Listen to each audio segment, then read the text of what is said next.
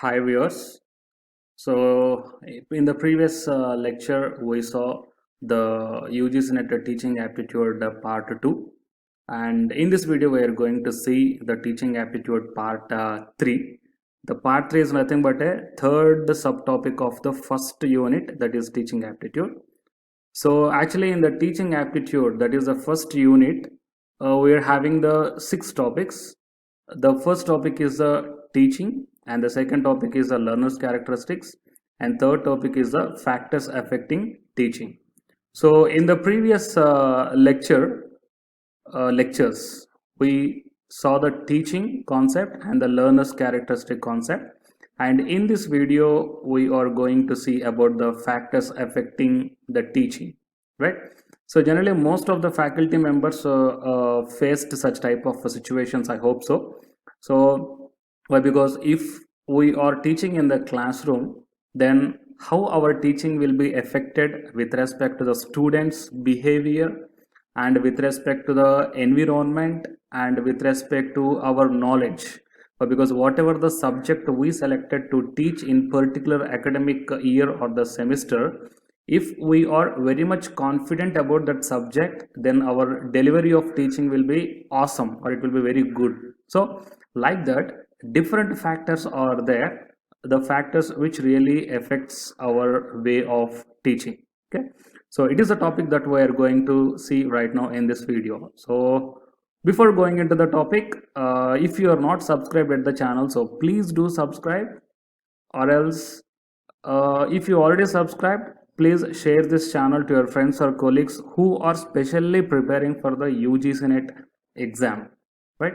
Because here all the units of the paper 1 we are going to see very clearly. So already you saw how I explained about the first two concepts.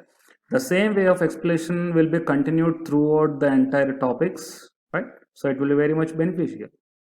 And now while coming to the topic, factors affecting the teaching. So what are the factors really affects the way of teaching? So here we are going to see with respect to the different elements. That means factors affecting the teaching related to teacher.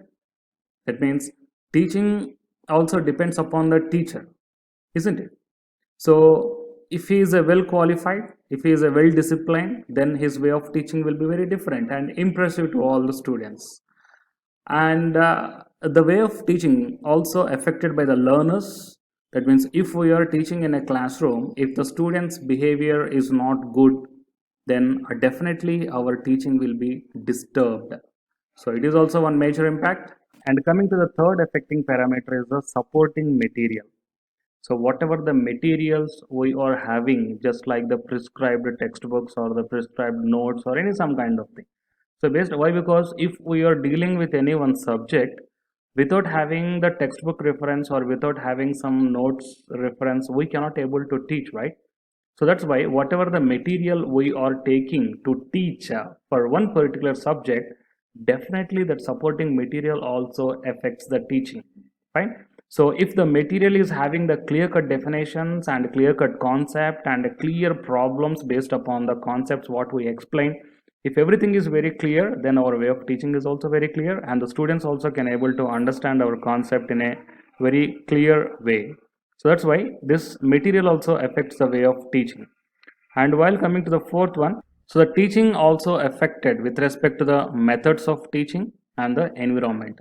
Methods of teaching means we're having the different teaching methodologies are there. So in which method we are teaching, so that one also affects the teaching process.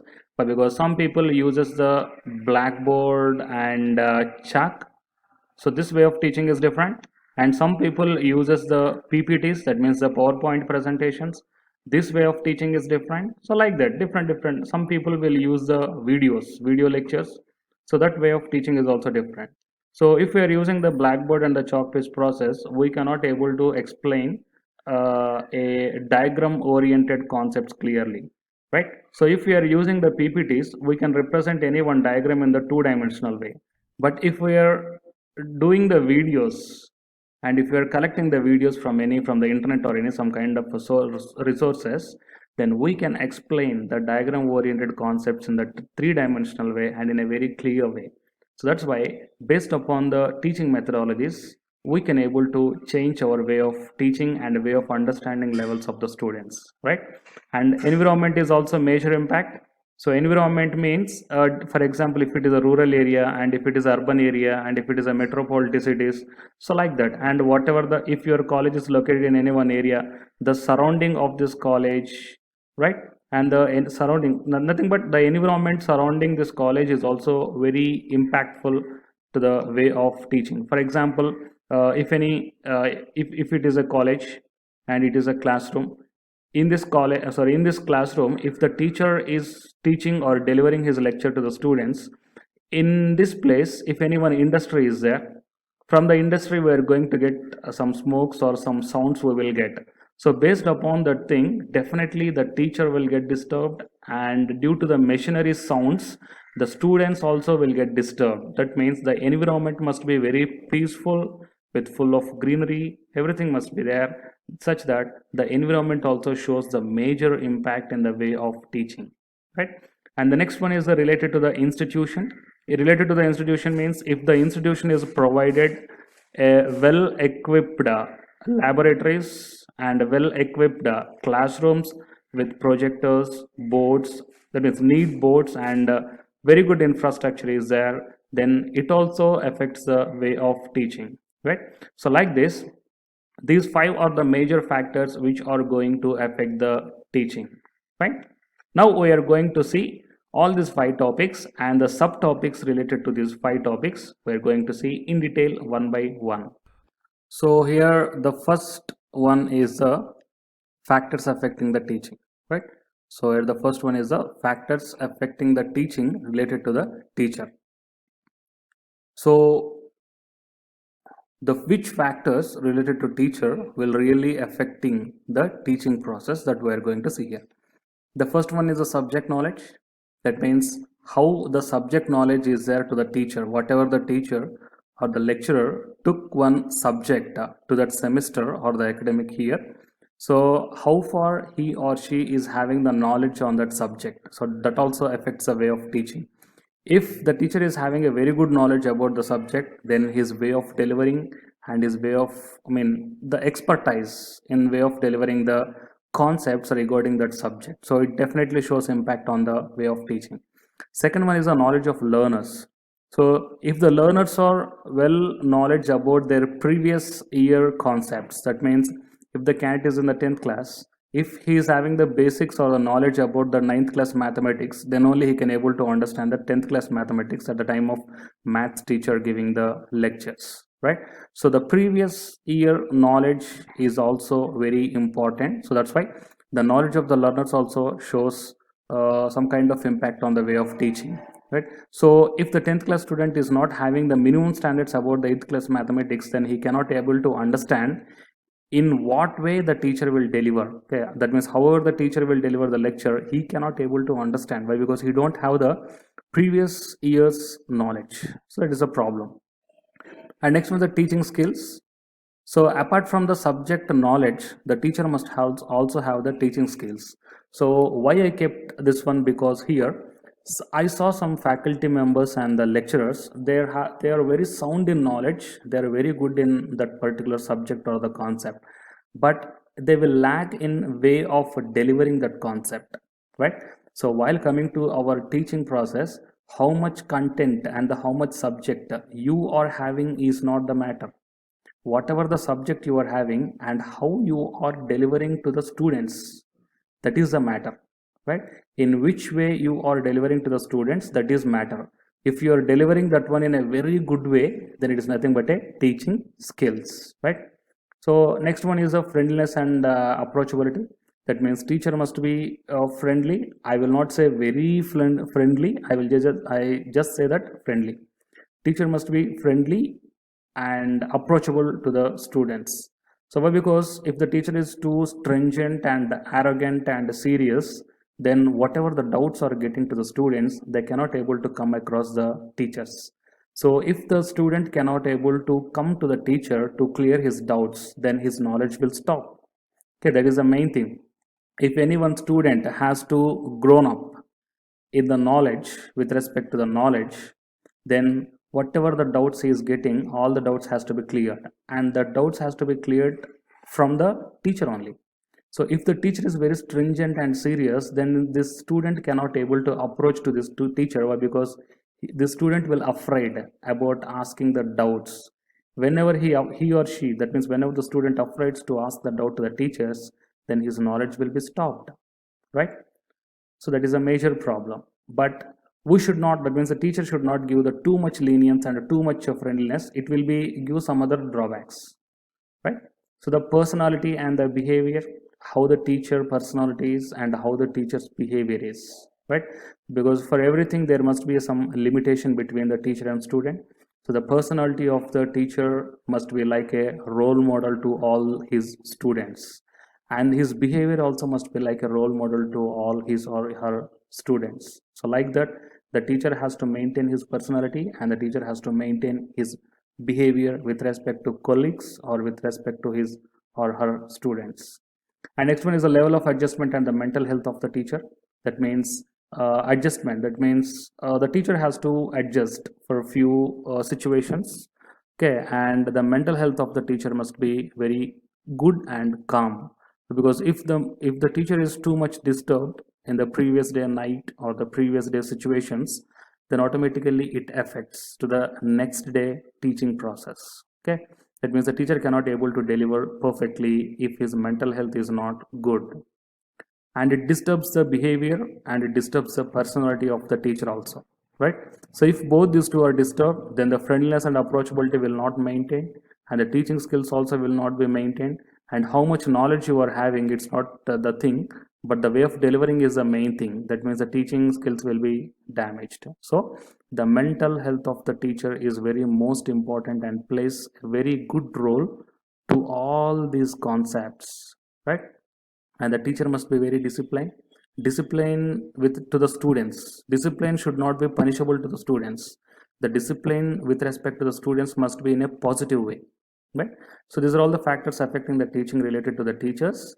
But anyhow, in this PPT I gave few definitions, I mean few words to each and everything for your reference purpose. So coming to this subject knowledge, there is a saying that a teacher is only as good as what they know. So if the teacher lacks knowledge in a subject, then the understanding level of the students will be gone away. So a teacher who knows his subject very well, then only he play a key role in leading the journey of the teaching learning process. And while coming to the next one, that is knowledge of learners. So it includes that how a student can able to understand at the development level and how learning in a specific subject area typically progresses. That means the student must have the knowledge about the previous year concepts, what I told right now. So as a teacher, we have to understand what is the understanding level of the students, whether he is understanding with the way of our teaching or not. So if he is not able to understand with the way of teaching due to the lack of the previous year experiences or due to the lack of previous year learning process, then we have to try to coop up or the compensate whatever the concept he lacked in the previous years. So that's why the knowledge of learning is a broad category that incorporates the knowledge of the cognitive, social and emotional development of the learners. And next one is the teaching skills. So as I already told that a teacher may know his subject well, but for sharing, communicating and interacting with various experiences related to the learning of the subject, so he needs specific teaching skills, right? So whatever the subject as a teacher know, but the subject has to be delivered, the way of sharing or the way of communicating or the way of interacting with the students, it must be very specific, and all these things we have to do with respect to different types of teaching skills. So the proficiency and the deficiency processed by a teacher in this regard are quite responsible for turning the teacher learning process a big success or failure. Because if a teacher is very good in knowledge, but he has the skill to deliver that knowledge to the students, then he will be the very good success. So if the student is if the faculty or the teacher is very poor in delivering his knowledge to the students, then he will be the failure in the teaching and learning process. And next one is the friendliness and approachability.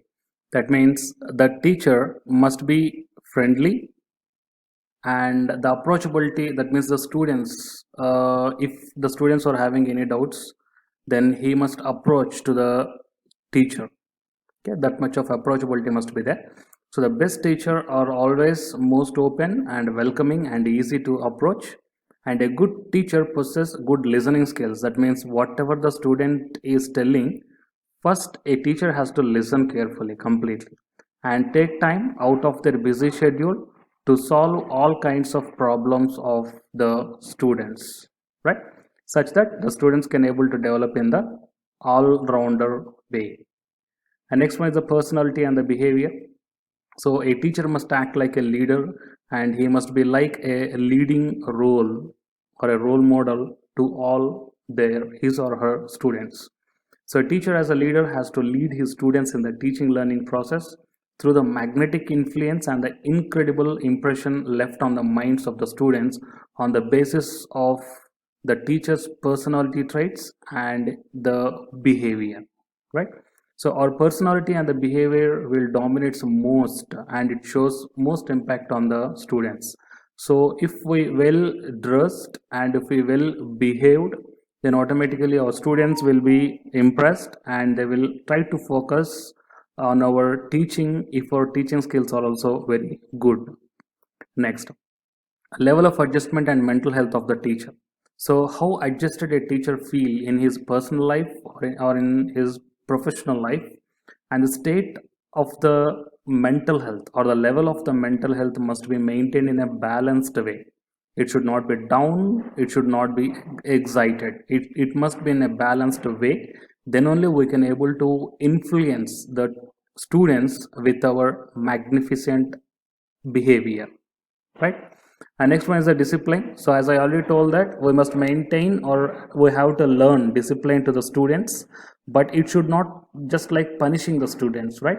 So a great teacher must always have the effective discipline skills. Apart from the teaching skills, we must also have the discipline skills also. Why? Because the students have to learn the discipline first. The discipline is first, then only the learning is the next. So first of all, the teaching must have the proper discipline skills, then only our students will be in the discipline, and then whatever we are teaching with our skills, teaching skills, then the student starts listening and learning in proper way. And it brings the positive behavior and changes in the classroom. If the changes in the classroom are there and if all the students are maintained in a disciplined way, then we can able to deliver our lecture in a very efficient, more than our expectation. So without discipline, learning cannot be accomplished, right? So these are all the factors affecting the teaching related to the teachers. And the next second concept is the factors affecting teaching related to the learner. So a learner must be enough mature and enough age and motivated, and previous learning or the previous year learning must be there, or the previous year's knowledge must be there. As I already told that if the student is learning the 10th class mathematics, he must have the basics regarding the 9th class mathematics, then only he can able to understand. And next one is the intelligence, and his mental health must be very good. Sometimes physical handicaps and dysfunctioning also affects the learners at the time of teaching. For example, if handicaps are there, that means some physical handicaps are there, some problems might be there. They can't able to sit, they can't able to concentrate for a long time, some kind of difficulties must be there, so it also affects the teaching. And the diet and nutrition, what the students are taking, attention and the interest paying by the students at the time of teaching, and goal setting and level of the aspiration. So all these are the learner side, that means the student side, which affects the teaching. Now we will see all these things one by one with some definitions. And coming to the first one, that is the maturation. As you already understand with respect to this word, the students must be enough mature to understand what we are teaching and what we are expecting the student to understand, right? So maturation is a process of development of a bodily systems and coordination in the functioning of the bodily organs and the system. So it is a physical readiness of the individual for learning Maturation governs not only the certain specific motor behavior such as walking, talking, etc. It also plays an essential role in acquiring other skills such as reading and writing. So this readiness or potentially within the individual determines what to learn and how to learn, right? So why? Because if you see the kids, the maturity levels of the kids are different with respect to the adults, right? Or and in between the kids and adults, adolescent candidates will also be there. That means the middle-aged candidates. So kids are having the less maturity. So if you are teaching the degree subjects to the kids, they cannot able to understand. Why? Because it's not their problem.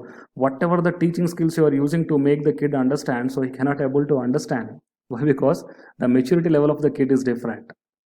And if you are teaching the degree level subjects to the adolescent candidates, of course, I can't say, I can't say 100%.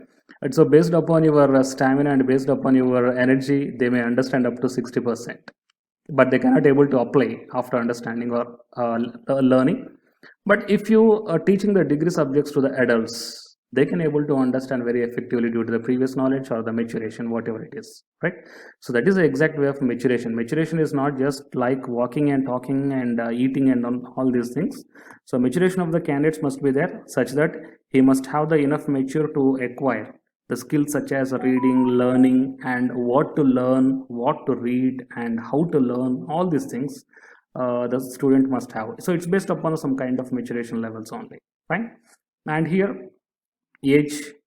So coming to the age, just now what are the factors I told to the maturation? Of course, this concept is also applicable to the age. Why? Because maturation depends upon the age. But sometimes some physically handicapped or mentally retarded candidates, if the age is grown, but maturation will be in poor level. That is different case, right? So coming to the age, mental abilities and potentialities develops actually with respect to the age only. So for example, as we know that the learning efficiency increases with respect to the age up to certain level, and after that it tends to decrease, right? That means if I draw the graph between the age and the learning efficiency, okay, let's take the age on the x-axis and learning efficiency on the y-axis. Then if the age is increasing, our learning efficiency also increases, but after that, after certain age, it starts decreases, right? That means after up to certain age only we can learn, our learning efficiency are very good and excellent, but after crossing certain age we cannot able to learn that much of efficient as we did in this age. So that is a problem. Anyhow, the grown-up children have very great potential to learn than the very young children's, right? So let's take it as a grown-up and let's take it as a young children. So grown-up children have the very good efficiency to learn and remember and recall comparing with the young children's. And if you see the candidates at this age, the position and the learning efficiency of these candidates will almost decreases or reduces. And at the final age, we can compare the learning efficiency almost equal to the young children's, right? So why? Because in the universe, anything must follow the Gaussian curve only. Gaussian curve means anything in the universe, it increases gradually and after a certain point, gradually it reduces, right? So coming to the potentiality and the energy levels of the human beings also, from the childhood to the adult, it increases, and from certain age, from adult to from adult or middle age to the old age, it gradually decreases, right? And after the age, the next parameter is the motivation. That means motivation of the learners. If the learners are highly motivated, then automatically the way of learning also will be the different, and it won't affect the teaching. So the motivation is the core of learning. The mostly three ways are there. Due to this motivation, the behavior of the student will change. If the behavior of the student is changed, then he can able to listen to the faculty, whatever the faculty or the teacher is teaching in the classroom. And the motivation is necessary for the reinforcement. That means if the student is in failure or in the down path, then this motivation leads him to the success path. So reinforcement or the re-energizing is very much important to the student, not only just to the student. So to everybody, it is very important. And coming to this one, it increases the variability of the behavior, and we can able to raise the probability of occurrence of the correct responses. So motivation plays a very crucial role in all the stages. That means not only in the student age, so to the employees or to the adults or in old age. So for all these people, the motivation is very much important to look forward, right? And next one is the previous learning. So as I told that previous year learning must be very good. So the rate of learning is partially determined by the learner's previous learning experience, but I don't feel it's partially, it's completely depends with similar or somewhat similar material, right? So next coming to the intelligence, that means we can say it's the IQ level. Yeah, the IQ level of the candidates. So depends. I mean, you as a teacher, you may observe that some students will understand the one time, and some students require the two times explanation, and some students require the three times explanation. So that means it depends upon the IQ levels of the students, right? So that is nothing but an intelligence. And coming to the mental health, so the good mental health in terms of absence of anxiety, conflict, worry, and frustration. So if the student is not having all these parameters, then only he can able to understand, and very good teaching methodology will be developed due to the very good mental health of the student. And coming to the physically handicaps and dysfunctioning, so malformation and malfunctioning of the physical organs or some systems cause great objections in children's proper learning. Okay, so or else it just acts like a barriers. So for example, defects in vision or hearing or other diseases such as paralysis and cardiac problems, it definitely affects the learning also. Okay, that means the teacher has to put more effort, and the teacher's teaching methodology must also be different for such type of people. So diet and nutrition, very good diet and very good nutrition must be there for the good physical health, and of course for sometimes mental health also. Attention and interest. So both these two are interrelated. If the subject or the concept is interest, then the student will pay attention. Okay. So both these two are interrelated to each other as a part of the motivation. And the interest actually originates attention, and the attention creates the interest. So both these two are interrelated. So if a student pays the attention to the class, then he will get gradually interest on that concept. If the student has interest on the concept, then he will pay attention on the subject or the concept, right? So that's why both these two are interrelated with each other. Next one is the goal setting and level of aspiration. So goal setting and level of aspiration, both these two are just like the psychodynamics of the behavior. Okay? That means the student must be having some goal must be there. So depending upon that goal, he tries to achieve something, and he pays attention at the time of teaching and all these things. So that's why as a teacher, we have to always maintain the students in a goal oriented way. Fine. So next one is the third topic is a support material. That means how the teaching will be affected with respect to the support material. So generally educationists and the psychologists frame the syllabus according to the physical and mental development of the children and based upon the age actually, right? So why? Because the 10th class syllabus we cannot able to put in the first class. Why? Because their age and maturity is different, and 10th class students age and maturity is different. So educationists generally frame the syllabus based upon the age of the children's, so indirectly mental ability of the children's. So here the important material related factors influencing the learning, just like difficulty of task, length of task, meaningfulness, similarity, organization, and relationship with the life.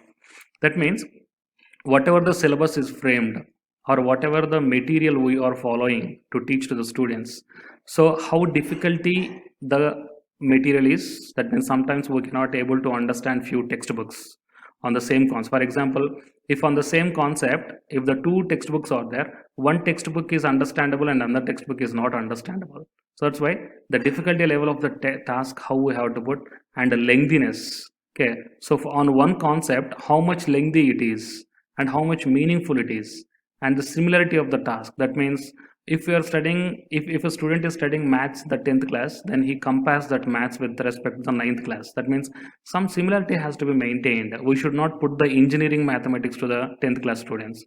He can't able to maintain the similarity with the previous knowledge. and organization and relationship with the life. So whatever is there in the material, whether it is applicable to the real life or not. So all these factors are influencing. So these are all the supporting materials which are affecting the teaching. So we will see one by one here. Difficulty of the task is nothing but whatever the material we are learning, the material must be appropriate difficulty, right? So appropriate difficulty means whatever the syllabus is framed or whatever the material we are learning to the particular class or the degree or whatever it is, so it must be appropriate difficulty. That means if the difficulty level of the syllabus is very less, then what happens is that it is a very easy task to the challenging children's, right? That means few children's will be there, they are very sharp. So if you frame the very less or very poor difficulty level of a syllabus, then the challenge children's or the very sharp children's will feel that it will be very easy. Okay. Or else while coming to the, if you set the difficulty of the syllabus is very high, then what happens is that it is very difficult task to the slow children's. Slow children's means slow learning children's. So that's why the moderate difficulty must be maintained. That means if the difficulty level of the material is too less, then the very sharp children's will feel boring. And if the difficulty level is very high, then the slow learners will be definitely affected and the failure rate will be high. So to balance the slow learning children's and the fast learning children's, we have to maintain the moderate or the appropriate difficulty level of the subject material. Fine. And next one is the length of the task. A lengthy material generally poses a big problem to the young learners. Why? Because generally, if you once go back to your childhood days or in the 10th class like that, if the concept is too lengthy, if one concept is up to 10 pages, then definitely we will skip that one. If the concept is only one page or one para, then definitely we will study that one. So here, the lengthiness of the material also some kind of problematic to the young learners. So the longer a material, it becomes too difficult to learn. So difficulty task should be also presented in the small parts. That means if any one concept is having the 10 pages, then divide this concept into 10 sub concepts and put each and every sub concept from this 10 as a single page. So if one sub concept is in a single page, then the student will show interest on that one. Okay? So even though if the difficulty tasks are there, divide that one into the small parts such that the student psychology will be very appreciable, because the engaged learners will focuses on the small concepts, all the small length matters.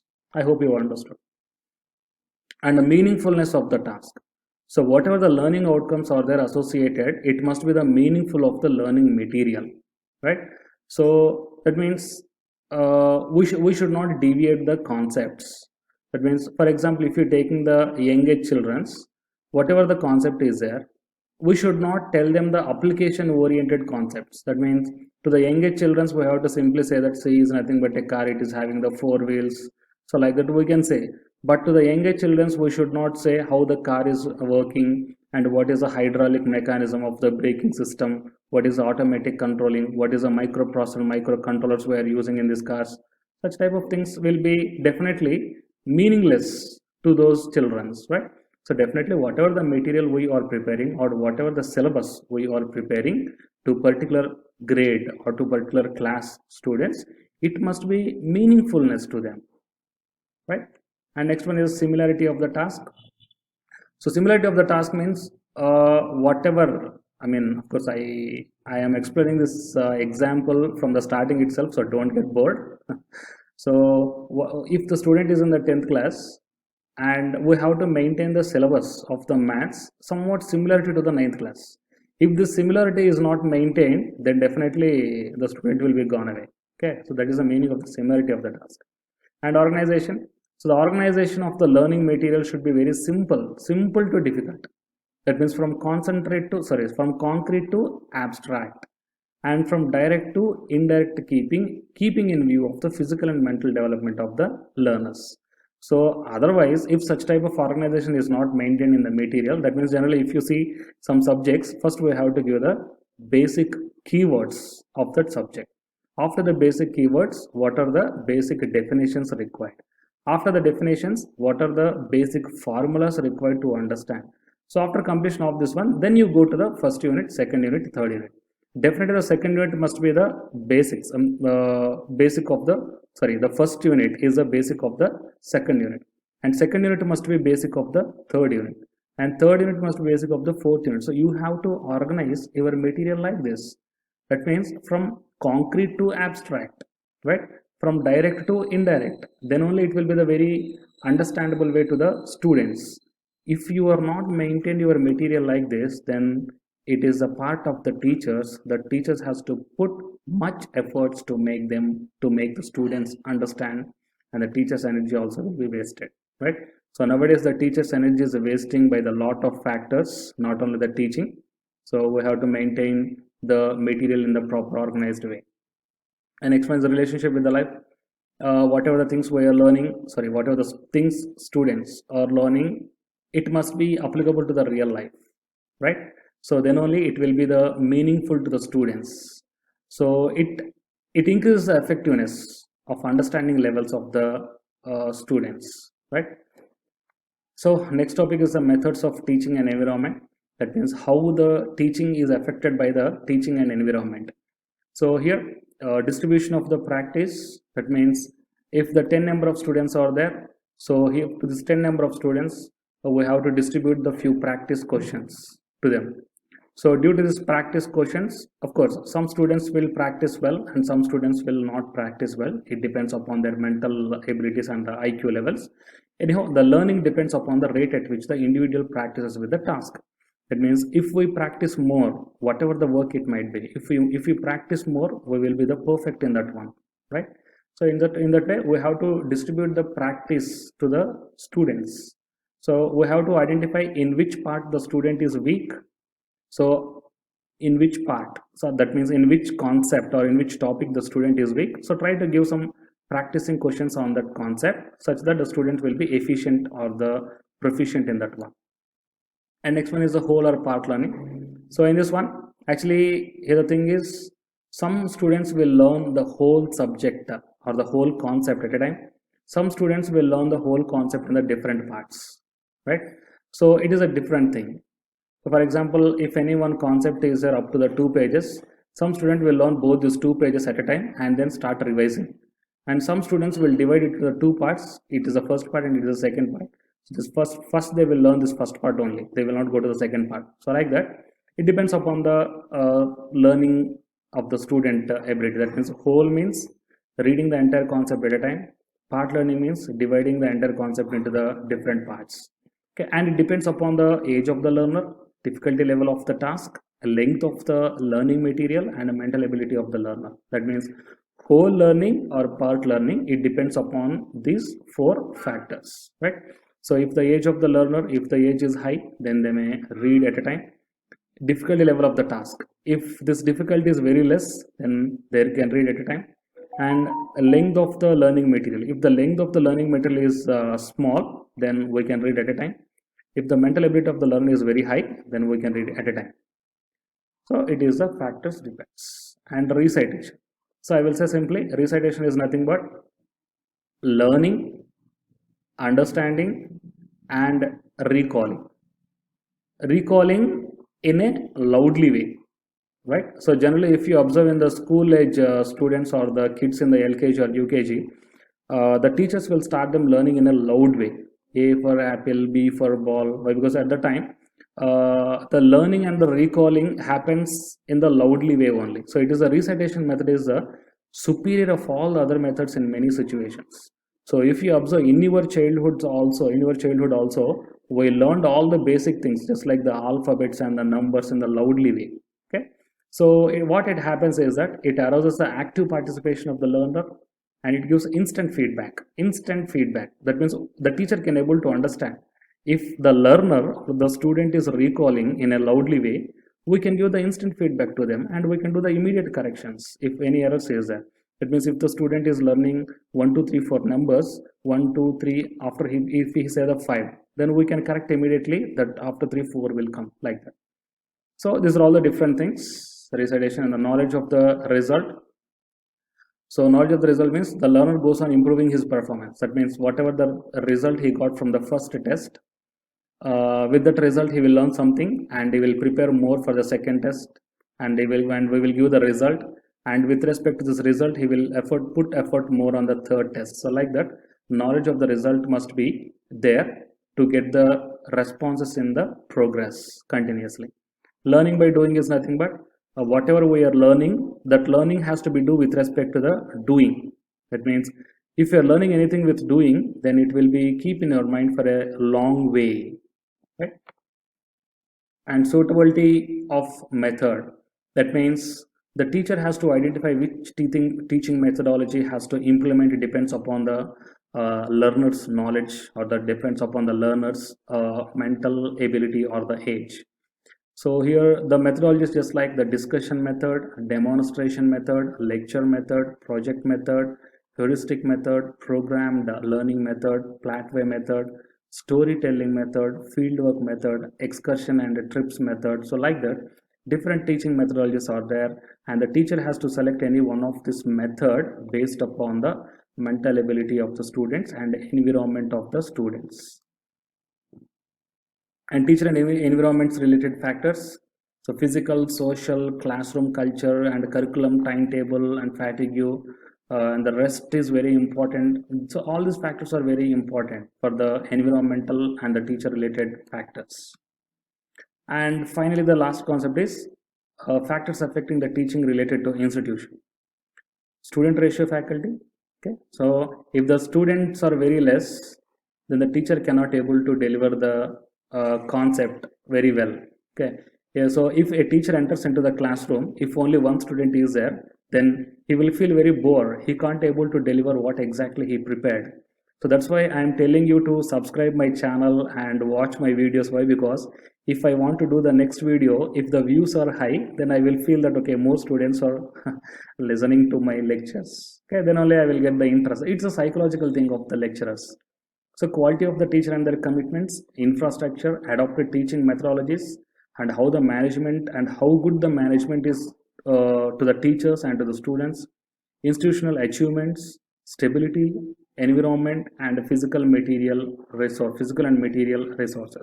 So all these 8 number of factors will definitely affects the way of teaching, and all these things are completely depends upon the college or the institution that is maintaining. Okay, it has to maintain the proper student teacher ratio, quality of the teacher must be very high, and the infrastructure also must be very good. The lab equipments, boards, and all these things, the tables must be very good.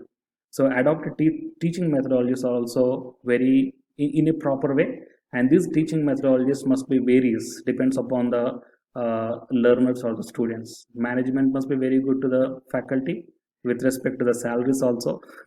Institutional achievements must be there. So surrounding environment, stability, and the physical and material resources. So these are all the different topics what we discussed in this one. So totally the 5 different types of factors are affecting the teaching, that is teacher, learner, support material, methods of teaching and environment, and related to the institution, right? So in the next video we are going to see the methods of teaching. Okay, so what are the different methods of teaching are there to attract the students to our teaching, and how to make the challenging students to understand our concepts, whatever we are teaching in the classroom, all these things, right? So please don't forget to subscribe and share this channel. I hope these videos are very much helpful to you, and if any modifications are required, please let me know in the comment section. Thank you.